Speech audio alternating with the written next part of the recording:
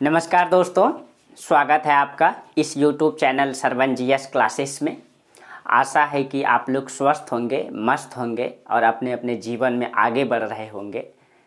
और हम लोग आज टॉपिक्स को लेके आगे बढ़ेंगे। आप लोग कभी कभी सोचते होंगे, यार खुश तो है नहीं, मस्त तो है नहीं, जॉब तो हो नहीं रहा है, मेहनत तो कर ही रहे हैं, और आके डायलॉग मारने लगते हैं कि खुश होंगे, मस्त होंगे, स्वस्थ होंगे। सारे के सारे आदत हो गया है। देखिए भाई, सिर्फ आपको ही नहीं लगता है कि आप दुखी हैं। दुनिया में हर शख्स दुखी है। आप किसी के भी पास जाइएगा ना, दुनिया में कोई एक ऐसा इंसान बता दीजिए जो हमेशा खुश रहता है। कोई भी हमेशा खुश नहीं रहता है। इसीलिए अपने जीवन को पॉजिटिव व्यू से लेना है और आगे बढ़ते रहना है। आप मुकेश अंबानी के पास भी चले जाएंगे ना, जो भारत का सबसे अमीर आदमी है, एशिया में शायद दूसरा या तीसरा स्थान में है, उनके पास जाके पूछिएगा ना तो जानते हैं क्या बोलेंगे? बोलेंगे, अरे यार क्या बताएं, आज मेरा शेयर नीचे गिर गया, स्थिति कुछ ठीक नहीं लग रही है, शेयर नीचे जा रहा है। देखिए, उनको इस बात की खुशी नहीं है कि वो पूरी दुनिया में एक फेमस शख्स हैं, इतने बड़े शख्स हैं, एशिया के दूसरे या तीसरे गिने चुने शख्स में आते हैं, इंडिया के सबसे अमीर शख्स में हैं। इस बात को उसकी खुशी उसको नहीं है, बल्कि एक छोटा सा दुख इसीलिए है क्योंकि वो एशिया का सबसे अमीर आदमी क्यों नहीं है। बस इस बात का उसको दुख है। सोचिए, मुकेश अंबानी को भी ये बात खटकता है। फिर वो एशिया के अमीर हो जाएंगे ना, तब वो सोचेंगे दुनिया के सबसे अमीर आदमी में कब शामिल होंगे। हर व्यक्ति को हमेशा किसी न किसी दुख सताते रहता है। कोई खुश नहीं है पूरी दुनिया में, कोई भी नहीं। आपको ऐसा लगता है ना? आप देखिए, अमेरिका के राष्ट्रपति थे ना, पूर्व राष्ट्रपति थे डोनाल्ड ट्रंप, आज इतने दुखों से घिरे हुए हैं, कितने केस मुकदमा चल रहा है उनके ऊपर। कोई खुश नहीं है। आप किसी को भी ले लीजिए, चाहे आजकल के जो साधु संत भी जो है ना, वो भी खुश नहीं है। उनको इस बात का दुख है कि फला नाम का साधु इतना इंडिया में फेमस हो गया, हम भी फेमस हो जाते हैं। ठीक है, गौतम बुद्ध पूरी एशिया में प्रचार प्रसार किए, हम भी कर पाते, इस बात का उनको भी दुख है। ठीक है, हर इंसान को दुख है। इसीलिए जब जब आपको लगे ना कि परिस्थिति खराब है, कुछ ठीक नहीं है, आप उस शख्स को याद कीजिए जहाँ भी आप रहते हैं, चाहे गांव में, समाज में, शहर में, जहाँ भी रहते हैं, उस मोहल्ले में कुछ लोग ऐसे होंगे जो सड़क पे भीख मांगते होंगे, जूता चप्पल सीते होंगे, झाड़ू लगाते होंगे, फिर भी दिन भर का सही से उनके पास भोजन नहीं जुट पाता है। आप लोग बखूबी जानते हैं कि नहीं जुट पाता है। ठीक है, आप जिस कमरे में रहते होंगे ना, वहाँ सफाई कर्मी जरूर आते होंगे। आप अपनी तुलना उनसे कभी करके देखिएगा, आप उनसे कितने आगे हैं, बहुत आगे हैं। कुछ लोग सड़क पे भीख मांग के खाते हैं, परिस्थितियाँ ऐसी है, उनका फिर भी भोजन नहीं जुट पाता है। उनसे आप कितना आगे हैं, बहुत आगे हैं कि नहीं हैं? कुछ लोग विकलांग है, भाई जो भी होंगे बुरा नहीं मानिएगा, ऊपर वाले ने, प्रकृति ने आपको ऐसा बनाया है। ठीक है, आप बुरा नहीं मानिएगा, लेकिन मैं एक मोटिवेशन के तौर पे बताता हूँ कि कुछ लोग को ऊपर वाले ने विकलांग बनाया है और कुछ लोग अच्छे खासे स्वस्थ मस्त हैं। आप अपनी तुलना उनसे करके देखिए। आप अपने जीवन में तो कुछ न कुछ करके जीवन चला लेंगे, लेकिन जो आदमी विकलांग है, जिसका दो पैर ठीक से नहीं है, वो कैसे चलाएगा जीवन? इसीलिए कभी भी दुख मत लीजिए अपने जीवन में, चिंता मत कीजिए, बस पॉजिटिव व्यू से आगे बढ़ते रहिए, मेहनत करते रहिए। जिस लाइन में आप मेहनत कर रहे हैं ना, पॉजिटिव तरीके से खूब मेहनत कीजिए। जिंदगी में जो होगा देखा जाएगा। दुख कभी किसी को नहीं छोड़ा है और न कभी छोड़ेगा, मरते दम तक नहीं छोड़ेगा। इसीलिए टेंशन नहीं लेना है, चिंता नहीं करना है, आगे बढ़ते रहना है जीवन में।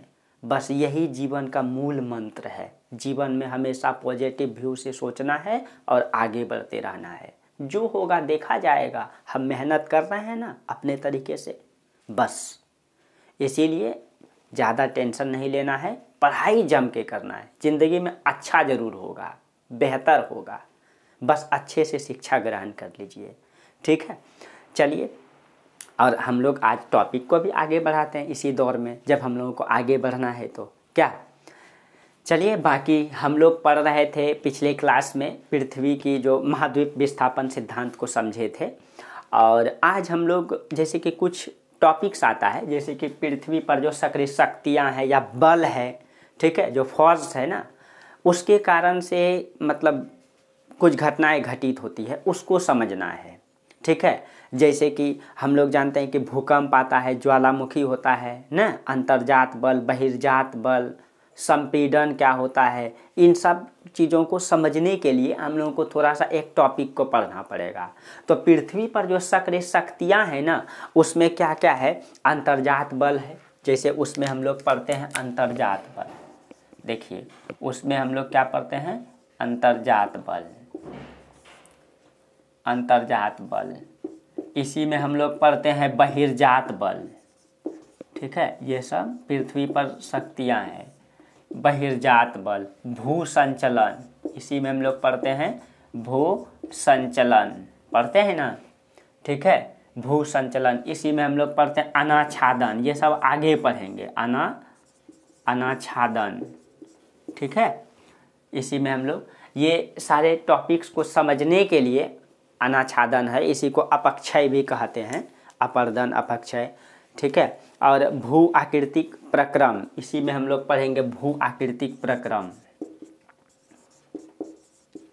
आकृतिक प्रक्रम, ठीक है। देखिए इन सब को, ये अंतर्जात बल क्या है, बहिर्जात बल क्या है, भू संचलन, अनाच्छादन, भू आकृतिक प्रक्रम, ठीक है। इसी अनाच्छादन को अपक्षय, अपक्षय, इसी में हम लोग पढ़ते हैं अपर्दन, अपर्दन। ये सब चीज़ों को समझने के लिए हम लोगों को एक टॉपिक पढ़ना पड़ेगा, पृथ्वी की आंतरिक संरचना, ठीक है। तो पहले हम लोग पृथ्वी की आंतरिक संरचना को समझ जाएंगे तो ये बिल्कुल मतलब समझ में आ जाएगा। चलिए हम लोग पृथ्वी की आंतरिक संरचना को समझते हैं।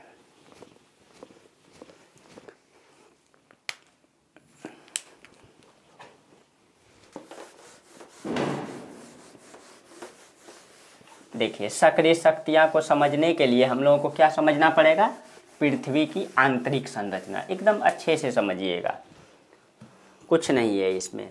देखिए पृथ्वी की आंतरिक संरचना, आंतरिक संरचना,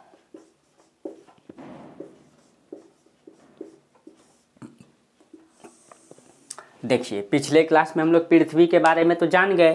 पृथ्वी की आंतरिक संरचना को देखिए, मान लीजिए ये हमारा पृथ्वी है, ठीक है, ये पृथ्वी है, गोल है तरबूज की तरह। इस पृथ्वी को ना 3 भागों में बांटा गया है। इसको जो है कितने भागों में बांटा गया है, 3 भागों में। इसको ये इस प्रकार से ले लीजिए और ये इस प्रकार से। ऊपरी भाग तो आप लोगों को पता है कि ऊबड़ खाबड़ है, जिसको भूपर्पटी कहते हैं, ये ऊबड़ खाबड़ है। देखिए जो सबसे निचला भाग है ना, ये निचली वाला भाग को कोर कहते हैं, ऊपर। ये ऊपरी भाग को कहते हैं क्रस्ट, ये वाला ऊपरी भाग को क्या कहते हैं, क्रस्ट, क्रस्ट।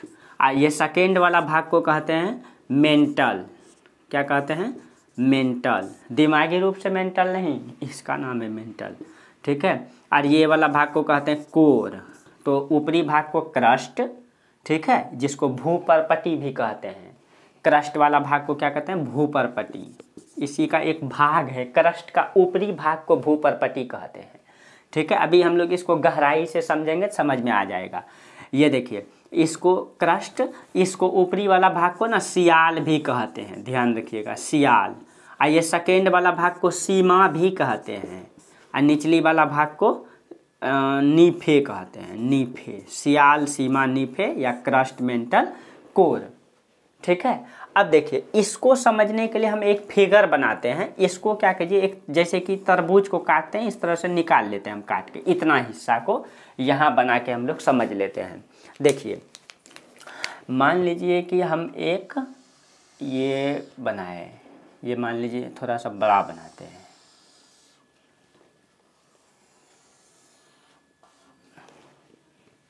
ठीक है, समझ में आना चाहिए। नहीं थोड़ा इधर चमकता होगा शायद बोर्ड, इधर ही बनाते हैं।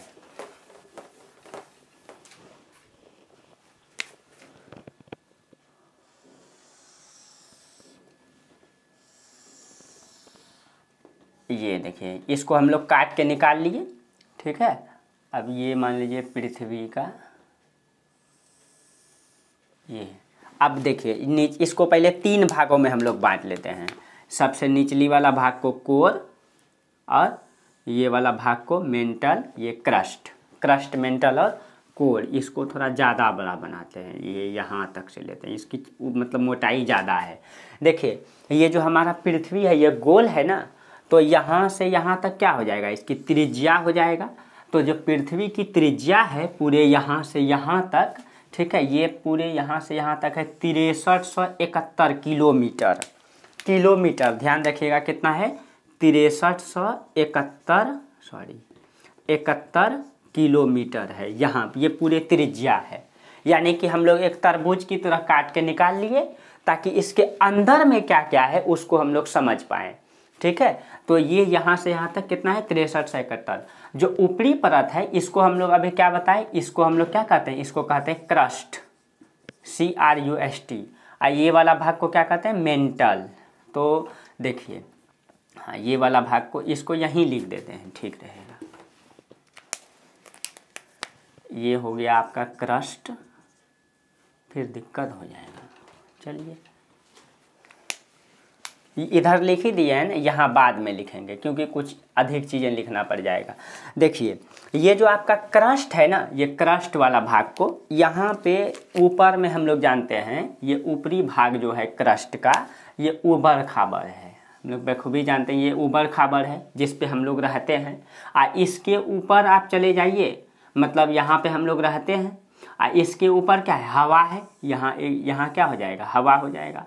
यानी ऊपर में पृथ्वी के ऊपर, जैसे इसको हम लोग कहते हैं क्षोभ मंडल, क्या कहते हैं इसको, क्षोभ मंडल न, इसको क्या कहते हैं, समताप मंडल, इसको कहते हैं मध्य मंडल न, उसके बाद आयन मंडल, और उसके बाद क्या होता है, बहिर्मंडल, ठीक है, बहिर्मंडल ऊपर। तो ये ऊपरी हिस्सा हो गया। लेकिन हम लोगों को कहाँ समझना है, पृथ्वी के अंदरूनी हिस्सा को। देखिए ये जो भूपर्पट्टी है, ऊपरी वाला हिस्सा, ये वाला जिसमें हम लोग रहते हैं, ठीक है, यहाँ पे ये जो क्रस्ट वाला भाग है, ये क्रस्ट को भी हम लोग 2 भागों में बांट देते हैं। अगर और गहराई में जाइएगा तो क्रस्ट को भी 2 भागों में बांट देते हैं। इसको ये वाला भाग को कहेंगे ऊपरी क्रस्ट, देखिए ऊपर वाला भाग को कहेंगे ऊपरी क्रस्ट, और ये निचले वाला भाग को कहेंगे निचली क्रस्ट, ठीक है, निचली क्रस्ट। फिर मेंटल को भी 2 भागों में बांट सकते हैं, ये ऊपरी मेंटल और ये वाला भाग को कहेंगे निचली मेंटल। ये कोर को भी 2 भागों में बांट सकते हैं, ऊपरी कोर और ये वाला भाग को दक्षिणी कोर कहते हैं, दक्षिणी कोर, ठीक है। अब देखिए इसकी मोटाई को समझ लेते हैं। ये पूरे यहाँ से यहाँ तक तो 6371 है, लेकिन ये जो क्रस्ट है इसको 2 भागों में बांटे। जो ऊपरी वाला हिस्सा है इसका क्रस्ट का, ये वाला, ये 0 से 33 किलोमीटर है, 0 से 33 किलोमीटर, ध्यान रखना है, किलोमीटर है, ठीक है, 0 से 33। आज जो निचले वाला हिस्सा है 33 से लेकर के 200 किलोमीटर है, 200 किलोमीटर, ठीक है। लेकिन इसमें एक पार्ट और आता है, इसको कहीं कहीं 30 भी लिखा जाता है, कहीं एक पार्ट आता है यहाँ पे 0 से 100 किलोमीटर का आता है, जी इसको बाद में हम लोग समझेंगे। अभी बस इतना समझना है कि सबसे क्रस्ट को 2 भागों में बांट दिए, ऊपरी क्रस्ट, निचली क्रस्ट, उसमें 0 से 33 और 33 से 200 किलोमीटर, ठीक है। अब देखिए क्रस्ट के बाद क्या आया, मेंटल। देखिए मेंटल को भी 2 भागों में बांटे, ऊपरी मेंटल, ये जो ऊपरी वाला भाग है ये पूरे यहाँ से यहाँ तक जो मेंटल है ये 200 से यहाँ स्टार्ट हुआ ना, क्योंकि यहाँ से यहाँ तक कितना हुआ, 200, यहाँ से यहाँ तक पूरे हो गया 200, ये वाला भाग ये 200 किलोमीटर हो गया। 200 किलोमीटर में सिर्फ और सिर्फ क्रस्ट हो गया। क्रस्ट के बाद जो मेंटल है ये टोटल मेंटल है 2900 किलोमीटर में, कितना में, 2900 में। 2900 को भी 2 भागों में बांट दीजिए, तो 200 से लेके 700 तक, 200 से 700 ये हो गया ऊपरी मेंटल, और 700 से 2900 ये हो गया निचली मेंटल, समझ गए, निचली मेंटल। अब देखिए 2900 से लेकर के यहाँ पे तो 6371 किलोमीटर हो जाएगा लास्ट तक, तो यहाँ से यहाँ तक में जो है ये पूरे के पूरे यहाँ से 6371 है, लेकिन ऊपरी वाला भाग को लेंगे तो 2900 से लेके 5150 और फिर 5150 से 6371 ये किलोमीटर ऐसे करके बांट दिए हम समझने के लिए। जस्ट लाइक तरबूज का समझ लीजिए, समझ गए होंगे आप लोग, यहाँ पे ज़्यादा दिक्कत नहीं हुआ होगा। इसको मिटा देते हैं। तो जो क्रस्ट है उसको दो भागों में बांटे, ऊपरी क्रस्ट निचली क्रस्ट, ठीक है। क्रस्ट को 0 से 33 किलोमीटर, 33 से फिर दूसरी बार 33 से 200 किलोमीटर, ये हो गया क्रस्ट। क्रस्ट के बाद आया मेंटल, मेंटल 200 से 700 ऊपरी मेंटल और 700 से 2900 निचली मेंटल, यानी टोटल मेंटल 200 से लेके 2900 तक है, ठीक है। और फिर मेंटल के बाद क्या है कोर 2900 से 6371, लेकिन बीच में मतलब भाग किए इसको तो 5150। ये आप लोग समझ गए होंगे पृथ्वी की आंतरिक संरचना। देखिए माना जाता है वैज्ञानिकों के अनुसार, अभी इसका बहुत ज़्यादा मतलब गहराई से विभाजन में नहीं जाएंगे, क्योंकि मतलब ये वर्ल्ड ज्योग्राफी में भी पढ़ाएंगे, बहुत बेहतर तरीके से पढ़ाएंगे। इसकी उत्पत्ति को लेकर के क्या क्या विवाद है, कौन ज्योग्राफर क्या कहते हैं, ये वर्ल्ड ज्योग्राफी का पार्ट है। हमको इंडियन में सिर्फ समझना है कि मतलब क्या क्या घटनाएं हैं, बस इसीलिए। अब देखिए तो ये आप लोग समझ गए। अब माना जाता है कि जैसे जैसे पृथ्वी के नीचे जाते हैं ना, पृथ्वी के जैसे जैसे नीचे जाएंगे तो प्रत्येक 32 मीटर में, जब हम लोग 32 मीटर नीचे जाएंगे तो 1 डिग्री सेल्सियस तापमान क्या होगा, बढ़ेगा। 1 डिग्री सेल्सियस तापमान बढ़ेगा, मतलब 32 मीटर जाएंगे ना तो 1 डिग्री टेम्परेचर बढ़ जाता है, ठीक है। अब 100 किलोमीटर अगर हम मतलब कि 100 मीटर अगर हम जाते हैं तो उधर फिर तापमान में कमी आने लगता है। कमी का मतलब कि तुलना में कमी होता है, यानी कि 32 मीटर जाएंगे तो 1 डिग्री सेल्सियस में कम होगा, लेकिन 100 मीटर जाएंगे तो 2 से 3 डिग्री सेल्सियस तापमान बढ़ता है। इसी प्रकार जैसे जैसे पृथ्वी के अंदर जाते जाएंगे तो पृथ्वी के अंदर तापमान क्या होगा, बढ़ता है। पृथ्वी के अंदर जाने पर तापमान क्या होगा, बढ़ता है। तो प्रत्येक 32 मीटर में 1 डिग्री सेल्सियस बढ़ता है, ठीक है। और इसी प्रकार पृथ्वी के नीचे जाते जाएंगे तो तापमान बढ़ते जाएगा। तो माना जाता है कि पृथ्वी के अगर 100 किलोमीटर की गहराई में चले जाएंगे, ठीक है, तो तापमान क्या हो जाएगा, और बढ़ता जाएगा। अब देखिए तो तापमान बढ़ने का 2 कारण है, ठीक है। एक आप देखिए तापमान बढ़ने का कितना कारण है, तापमान बढ़ने का 2 कारण है। बढ़ने का कारण एक तो जैसे जैसे नीचे जाएंगे आप तो दाब में क्या होगा, दाब में वृद्धि होगा, होगा कि नहीं होगा।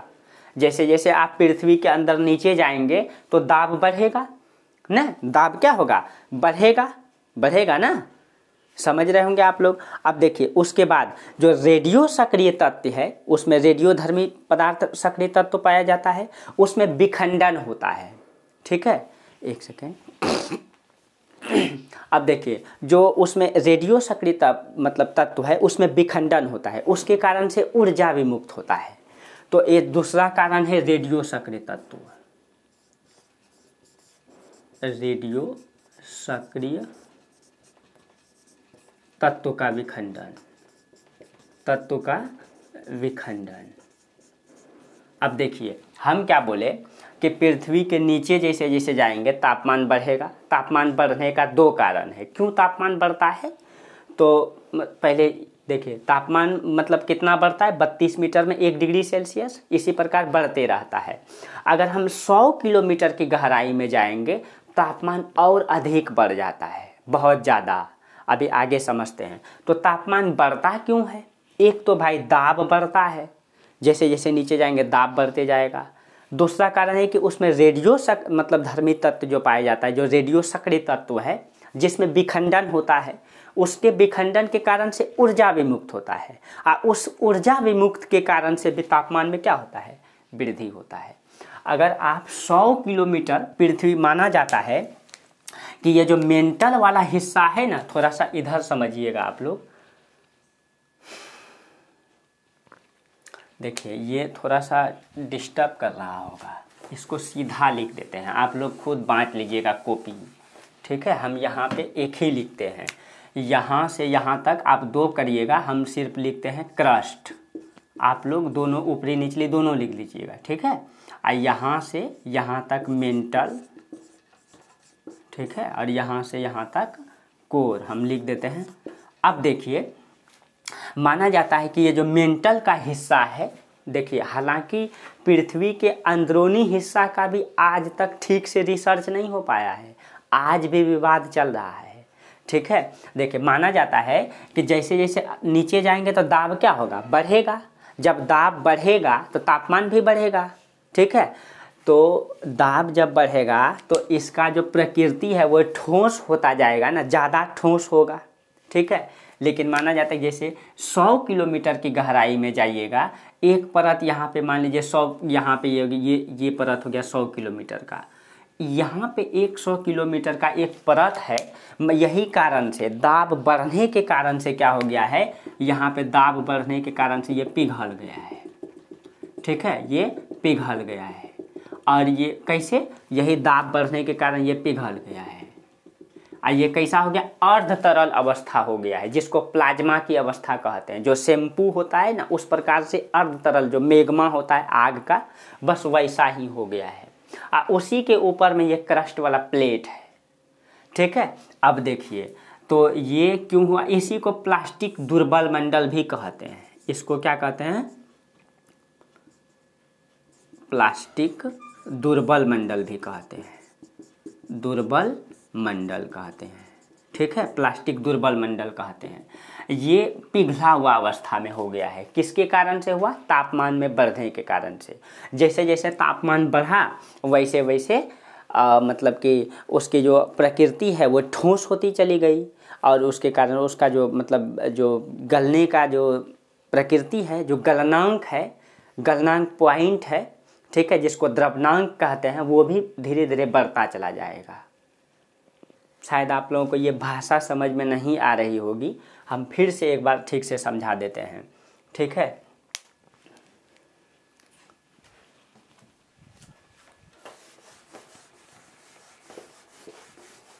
इसको मिटाते हैं।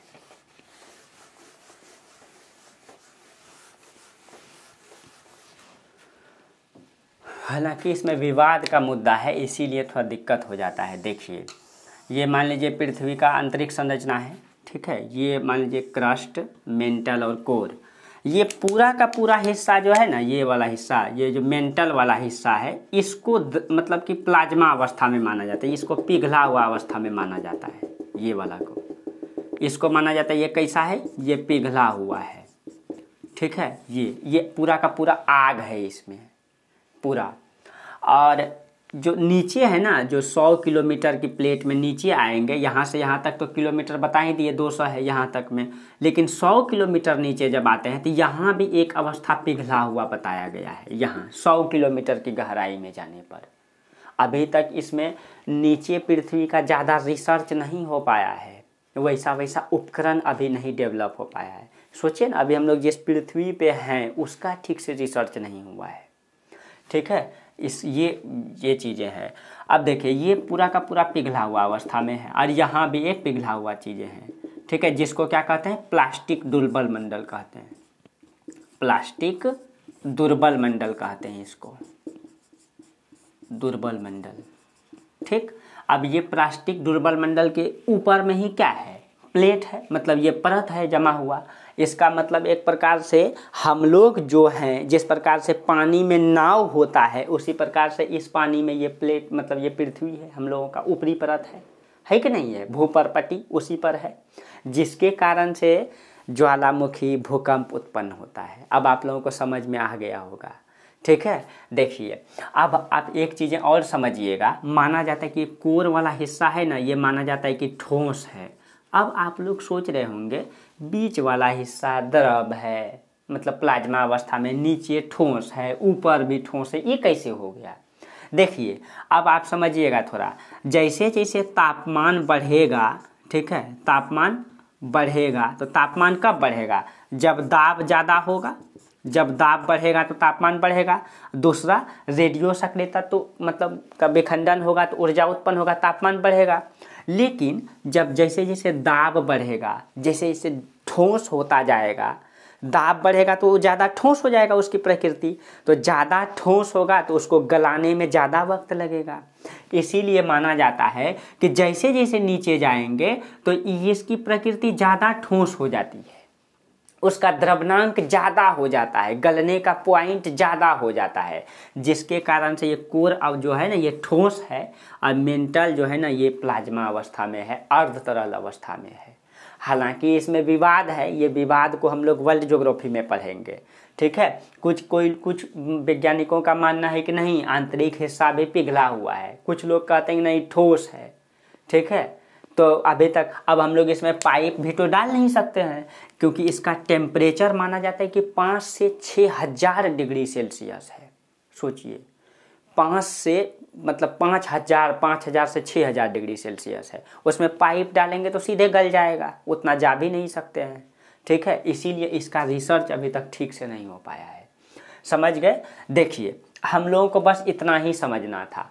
अब माना जाता है कि ये जो अर्ध तरल अवस्था है यहीं पे कहीं कहीं हॉट स्पॉट पाया जाता है, ठीक है। यहीं पे कहीं कहीं क्या पाया जाता है, हॉट स्पॉट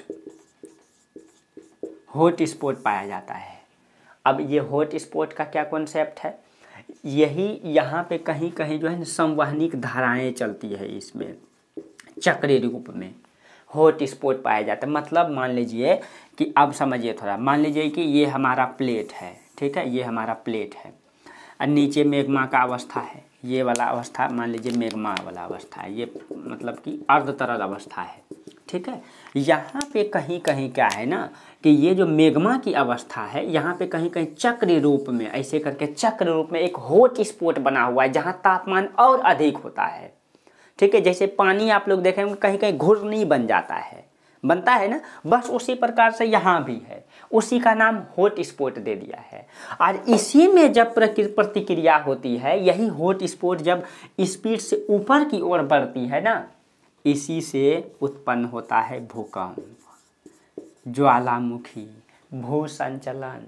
यही ना अभी आपको लिखाए थे, यही हॉट स्पॉट के कारण। जस्ट लाइक हमारा पृथ्वी तरबूज के तरह है, जस्ट, लेकिन तरबूज का जो अंदरूनी हिस्सा है वो पूरा पिघला हुआ रहता है, इसका ठोस रहता है। और जिस प्रकार तरबूज में बीज होता है ना, उसी प्रकार ये हॉट स्पॉट बीज के तरह है, ठीक है। और इसी में जब प्रतिक्रिया होती है, जब ऊपर की तरफ ये उठती है तो यही प्लेट में जाके टकराती है, जिसके कारण से भूकंप, ज्वालामुखी, ठीक है, जो भी भूसंचलन, ये सब क्रियाएं किसके मतलब धसान, भ्रंशन, ये सब के सब प्रक्रिया किसके कारण होती है, यही।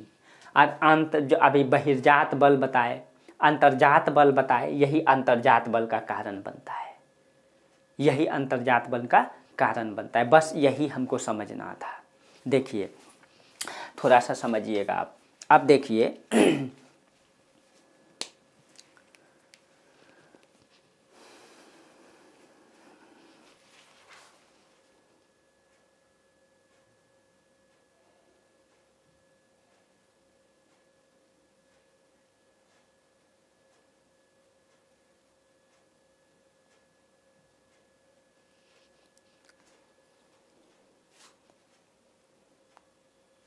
हाँ, अब देखिए जब ये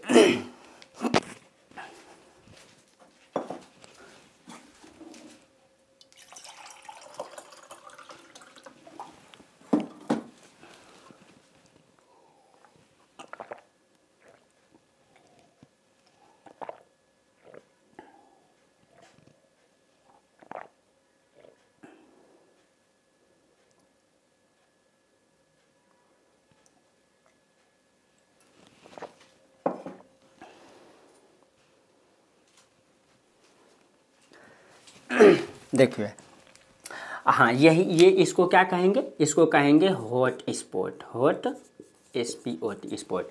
जब यही संवहनिक रूप से जब ऊपर उठती है ना, ये जब ऊपर उठती है तो इसी को कहा जाता है मेंटल प्लूम। ये क्वेश्चन भी पूछ लिया जाता है, ये जब संवहनिक रूप से ऊपर उठती है तो इसी को क्या कहते हैं, मेंटल। ये देखिए ये सब अभी नहीं पढ़ाने का है, प्लूम, ये सब लंबा कॉन्सेप्ट है जो आपको वर्ल्ड ज्योग्राफी में पढ़ाएंगे। अब देखिए इसी में जब संवहनिक धाराएं उत्पन्न होती है ना, उसी में जब संवहनिक धाराएं उत्पन्न होती है तो उसी को ताप संवहनीय तरंग कहते हैं। इसी में अब यही हॉट स्पॉट तो कई जगह पाया जाता है ना, इसी में जब संवहनिक धाराएं उत्पन्न होती है, जिस प्रकार से समुद्र में चक्रवात उत्पन्न होता है उसी प्रकार इसमें जब संवहनिक धाराएं उत्पन्न होती है तो उसी को संवहनिक तरंग कहते हैं। उसी संवहनिक तरंग के कारण जब ये संवहनिक तरंग उत्पन्न होगा तो ये ऊपर की तरफ जाएगा और जिसके कारण यहाँ प्लेट में टकराएगा, जिसके कारण से भूकंप, ज्वालामुखी, भ्रंशन, धसान, बहिर्जात मतलब आंतरिक अंतर्जात बल, ये सब का कारण यही है। बस यही हमको समझना था। अब आप लोग समझ गए होंगे कि अंतर्जात बल क्या होता है। ठीक है, अंतर्जात बल क्या होता है? पृथ्वी के आंतरिक हिस्सा से लगने वाले बल को अंतर्जात बल कहते हैं, बाह्य हिस्सा से लगने वाले बल को बहिर्जात बल कहते हैं। तो बहिर्जात बल तो अभी हम लोग नहीं पढ़े हैं, अंतर्जात बल आप लोग समझ गए। अब एक कॉन्सेप्ट था भू संचलन। अब देखिए ये अंतर्जात बल के कारण आप लोग चाहे तो लिख सकते हैं। ठीक है, ये अंतर्जात, इसके कारण से अंतर्जात बल उत्पन्न होती है। ठीक है, इस अंतर्जात बल के कारण जो पृथ्वी पर प्रक्रियाएं उत्पन्न होती है, जो घटनाएं उत्पन्न होती है, उसी को भू संचलन कहते हैं। या जैसे पृथ्वी के भ्रंश हो जाना, प्लेटों का खिसक जाना, अभिसारी बल, इसी को यही सब कारण बनती है, इसी को भू संचलन कहते हैं। ठीक है, अब आप लोग ये कॉन्सेप्ट समझ गए होंगे। ठीक, इतना तो आप लोग समझ गए होंगे। देखिए अब थोड़ा सा हम इसमें और कॉन्सेप्ट को थोड़ा सा कुछ और बता देते हैं। ठीक है, जैसे में देखिए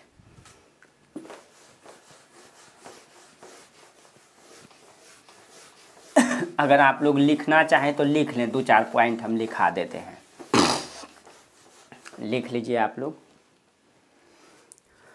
देखिए थोड़ा सा एक प्लेट बना दीजिए ऐसे करके, मान लीजिए ये प्लेट हो गया, ये एक प्लेट हो गया, और इसी पे कौन सी, यहाँ पे ये किस पे है, तो ये मैग्मा पे है।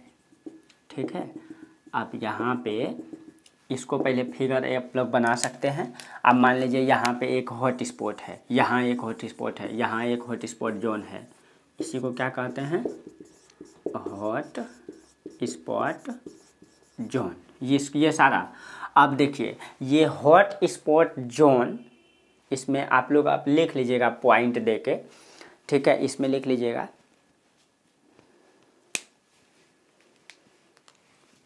कि जब ताप ऊर्जा तरंगे हॉट स्पॉट से ऊपर उठती है, ठीक है, तो उसी को मेंटल प्लूम कहते हैं। दूसरा लिख लीजिएगा, जब इसमें संवहनिक धाराएं उत्पन्न होती है, जब इसी हॉट स्पॉट में संवहनिक धाराएं उत्पन्न होती है,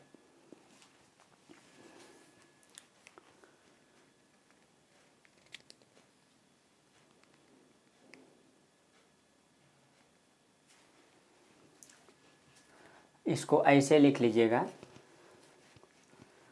कॉन्सेप्ट से लिख लीजिए इसको, कि जब हॉट स्पॉट में जब चक्री रूप से धाराएं उत्पन्न होती है तो उसी को संवहनिक धाराएं कहते हैं। उसी संवहनिक धाराएं के कारण कई सारे घटनाएं घटित होती है, जैसे स्थल मंडल में विखंडन, विस्थापन, संपीड़न, वलन, ठीक है, उत्थान, धसान, भूकंप, ज्वालामुखी। ठीक है, ये सारी घटनाएं किसके कारण से होती है, बस इसी के कारण से। दूसरा थोड़ा सा एक कॉन्सेप्ट हम ये बता देते हैं। देखिए ये जो क्रस्ट है ना, क्रस्ट जो बना हुआ है, कभी कभी पूछ लिया जाता है, हालांकि हम बाद में भी पढ़ाएंगे, अभी जब बताए हैं तो थोड़ा सा बता देते हैं। ये क्रस्ट में कौन कौन सी धातु पाई जाती है, इसमें पाया जाता है निकल, ठीक है, जिसको सिलिकॉन और एल्युमिनियम, इसमें आप लोग लिख लीजिएगा। क्रस्ट में ये जो क्रस्ट है इसमें सिलिकॉन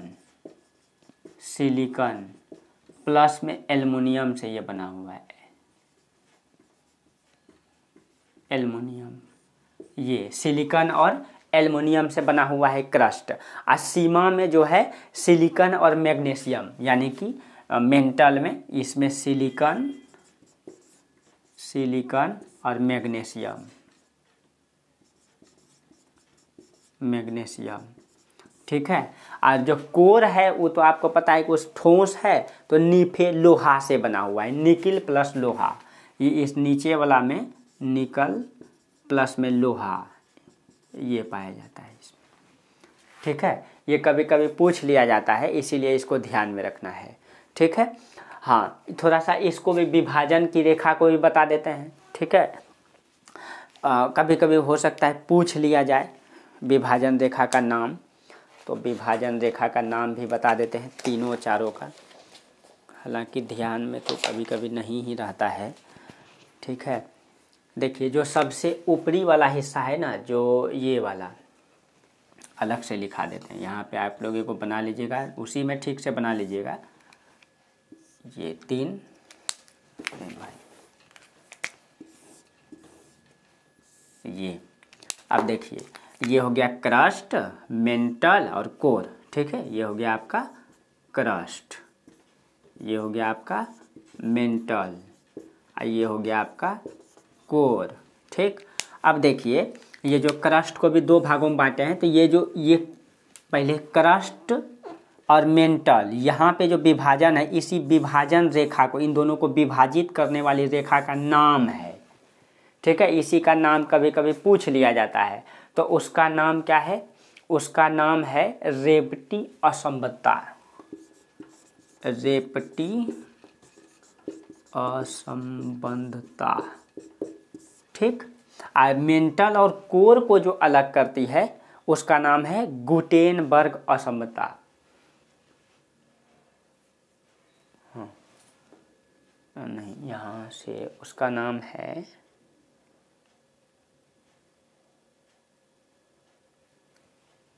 हाँ गुटेनबर्ग असंबद्धता, गुटेनबर्ग असंबद्धता। इसका हम पीडीएफ दे देंगे टेलीग्राम में, पूरा का पूरा ये बना हुआ है मेरे पास। देखिए हम दिखा देते हैं आपको, देखिए ये बना हुआ है ना, आपको टेलीग्राम में मिल जाएगा, इसका पीडीएफ मिल जाएगा टेलीग्राम में। इस प्रकार से आप लोग ठीक से बना लीजिएगा, सारा लिख लीजिएगा, ठीक है। नाम कभी कभी ध्यान में रहता नहीं है इतना। चलिए अब ये आपका क्लियर हो गया, ठीक है। अब देखिए अब एक ही टॉपिक बचा है जो आप लोग को पढ़ाना है, प्लेट मतलब टेक्टोनिक थ्योरी। थोड़ा सा प्लेट टेक्टोनिक बता देंगे और थोड़ा सा पृथ्वी की 5-10 मिनट लगेगा, पृथ्वी की उत्पत्ति के बारे में जो कालक्रम है ना वो लिखा देंगे अगले क्लास में। बस उसके बाद हम लोग डायरेक्ट इंडियन ज्योग्राफी, तो एक क्लास और लेंगे, उसके बाद हम लोग इंडियन ज्योग्राफी में आ जाएंगे। यहाँ तक में अगर कोई दिक्कत होता है आपको समझने में तो आप लोग कमेंट करके बताइएगा, ठीक है। फिर हम लोग आगे इससे आगे हम लोग आगे चर्चा करेंगे, ठीक है। तो यहाँ तक यहीं रहने दीजिए। हाँ, आप लोग कमेंट ज़रूर कीजिएगा कहाँ दिक्कत है, कहाँ क्या है, और अच्छा लगता है तो फिर वही कीजिए। आप लोग जो सब करता है थोड़ा बहुत आगे बढ़ा दीजिए, क्या अपने दोस्तों को शेयर वेयर कीजिए, थोड़ा बहुत बेसिक तो यहीं से क्लियर होगा ना, ठीक है। चलिए बाकी आप लोगों की अपनी इच्छा है भाई ना, आप लोग कोशिश कीजिए, थोड़ा बहुत हम मेहनत कर रहे हैं तो उसका फल मिले। चलिए बाकी अपना कर्म करते रहना है, जीवन में जो होगा तो होगा ही, क्या उतना क्या सोचना ज़िंदगी में, मेहनत कर रहे हैं ठीक ठाक से, अपने फोकस पे लगे हुए अपने कर्म कर रहे हैं, बाकी फल तो देने वाले देंगे, ठीक है। चलिए आज यहीं तक रहने दीजिए, तब तक के लिए आप लोगों को बहुत बहुत धन्यवाद, थैंक यू।